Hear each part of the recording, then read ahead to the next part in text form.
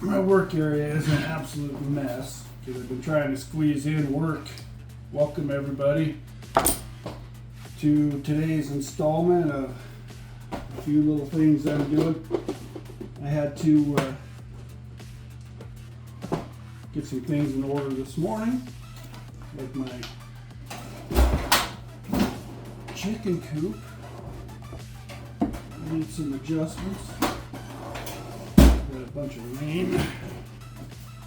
No rain in January. Anyway, I just wanted to show you what my latest little project is. I've got this thing going for me.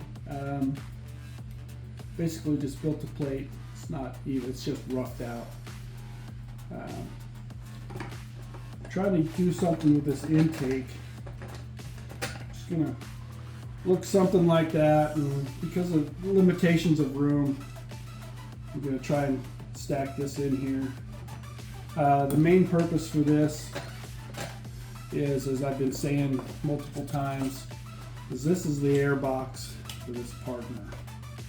Same problem with the Husky 50, because you've only got that much room for the frequency that does come back through the intake.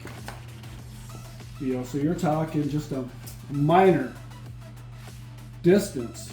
So as you get these pulses, because it's an alternating pulse, don't let anyone tell you any different on it. Same thing in the cases, same thing in your exhaust, it's an alternating pulse. So what happens is that comes back, and since you've got this plate so close to the intake of the carburetor, it can diffuse your flow.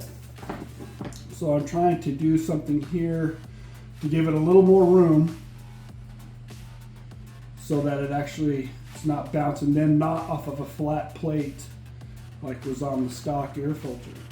So this will actually diffuse the diffusing. I know that's stupid, but so I'm not really trying to build a ram tube here or anything, but I did want to open it up because I didn't want to create any more resistance in running the same size tube up. Because if you know anything about irrigation or airflow, you know that even just a straight tube, the longer it is, the more it creates resistance. So that's the whole reason for the flaring of this tube here. And it's a little rough right now, but as you can see, it's a nice open hole. Plus I have the air filter I have. I mean, I could order one in that fits this size, but I have this size, so I'm gonna have to build something here. And I do want this cone to go up in, excuse me, up in the air filter a little bit. Just because I do. We've got quite a bit of base here in that air filter. This is just one of those, nothing fancy, pretty inexpensive little felt type filter. It's actually sold for scooters. One thing about these filters I've noticed, is I put one of these on my 71cc partner, is that this is just a boot, and I'm sure it's sealing fine, but you'll see it can spin on that. I always open this up, I put a little sealant in there just to lock the filter, because there's a direction I want that seen, which is usually forward. That's just how I like it. I really don't care about the writing on the top. And then that locks it in, and also it because you can see it's got a little bit of play in it. Why have an air filter if air can get by the filtration port? So that's that. So that's the filter I'm going to use for no other reason other than I have it on hand, and I'm building the intake to accept that. And the only down side to doing this is the fact that the choke, is in the air filter cover. It just moves these plates back and forth to either close the outlet on the air filter. In here. I don't know if you can see that or not. Just close the air filter up, so you're not even getting the full airflow through there because you're cutting it in half, more or less. It's got to come in this way and this way. They got a little wedge divider thing there to help airflow, but you know, it's all about trying to keep the saw compact. It's nothing about performance.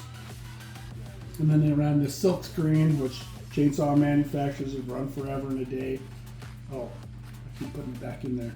But you can see the filth that still gets through that silk screen.